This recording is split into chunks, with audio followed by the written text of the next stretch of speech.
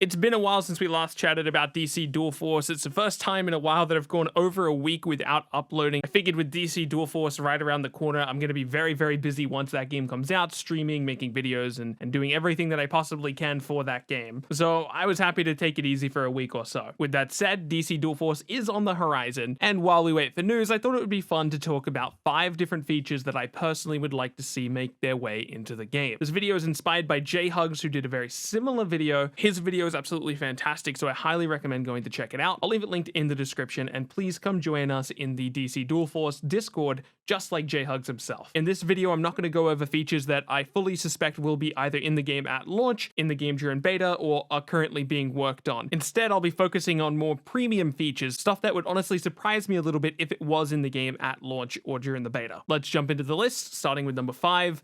Spectator. If you've been in any digital card game space before, you've probably heard people talk about just how important a Spectator client can be for community ran events, more specifically tournaments. Now, obviously, there's tons of solutions that work without a Spectator client, getting 2 video sources from 2 different people, but they have to get on like something like Discord and screen share. Nothing beats the ease of use that Spectator can provide. Now, that being said, it is a big premium feature. It's not something that's easy for the developers to add. In most cases, it's going to be hard for a developer to justify that amount of work before launch, because it's hard to tell even if there will be a tournament space for a game before it releases, because obviously that's a big community run thing, and it's hard to say whether your community is going to lean into something like that, especially because the game does have a PvE focus, so there's a chance that the game releases and there's honestly not that big of a demand for tournament stuff. So if they put in a bunch of resources for something like Spectator mode, maybe it's not worth it in the end from a development production standpoint, but it's a feature that I'm hopeful for, especially for people who are interested in running tournaments, which might even include myself. At number 4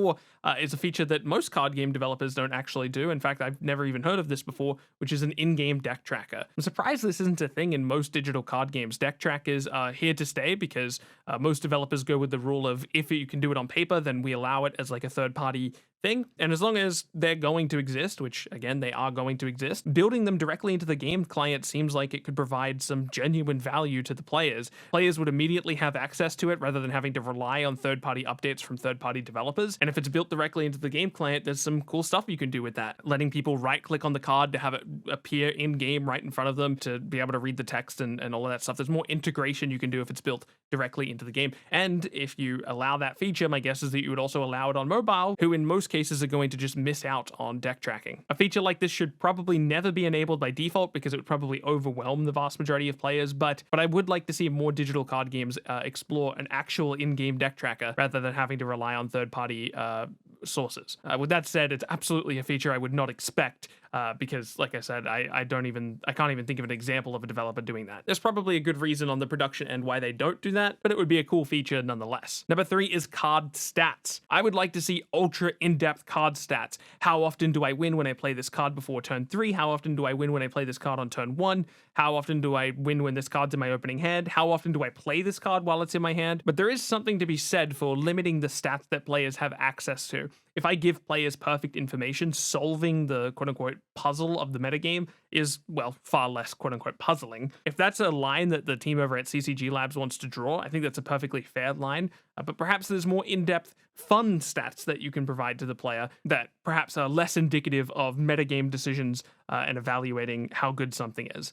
For example, how many times I've played this card just in general as a flat stat would be something that's fun to look at. I would also like to know stuff like what percentage of the time do I play this card when I draw it? How many games have I played with this card in my deck? These types of stats are just kind of fun to look back at. I would love to know how many times I've played some of my favorite cards in other card games. Even just something as simple as knowing how many times I've played Galactus would be a fun thing to be able to look at. But I'm not holding my breath for a feature like this because, again, this is usually something that's not super explored. Now, these last 2 are going to be ones that I think are significantly more likely. These last 2 would be big, major value adds to the game. Let's talk about it. Number 2 is card animation. Card animation has been executed spectacularly in other card games. We've got an incredible community member in the DC Dual Force community Discord, and that's Wolfie, who's made a mock example of what an animated card might look like in DC Dual Force. I genuinely do not have the words to express how much I would love to see this in the game. In this case, Wolfie had an existing animation to work with. We just found it through Discord gifts, so we don't actually know know who made this, but you can imagine just how difficult it is to take an existing static artwork and then turn that into an animation and add visual effects. It's not easy. It would be a lot of work. DC Dual Force does have a little bit of advantage in that area though, because they have a bunch of different card types. For more extreme premium cosmetics, like for example, animation or card animation that would otherwise maybe be out of the game's scope,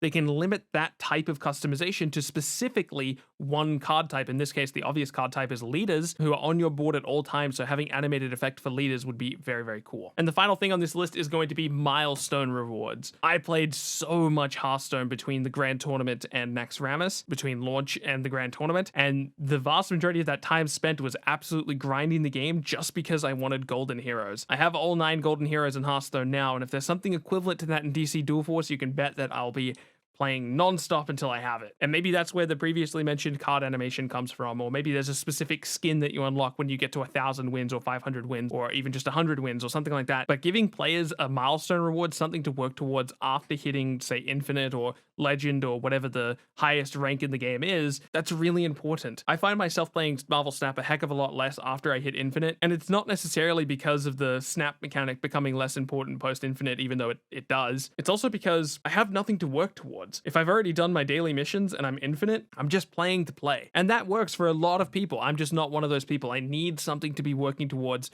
or else it feels like I'm not doing anything. Even if it's something outlandish, even if I need like 10,000 wins to get it, at least it feels like I'm making progress. I love those longer milestones, even if it's something that doesn't feel like it can really be reached in a meaningful amount of time. Even if it's something that, you have to wait a year plus to get, or most people have to wait a year plus to get. I'm happy to sit through that year knowing that at the end of the tunnel, I have this ultimately meaningless reward, but it's something that's cool, man. I want to strive for that big, what seems like an unachievable milestone, and I hope that that's something that the game's willing to explore. There you go. That's my top 5 feature requests for DC Dual Force. I switched over to Premiere Pro for this video. It's my first time using Premiere Pro. Normally I use Vegas, so let me know if the editing felt any different or if the video looks any different in any way. I'm going to sign out there. Please come join us on the DC Dual Force community Discord, and I'll catch you in the next one.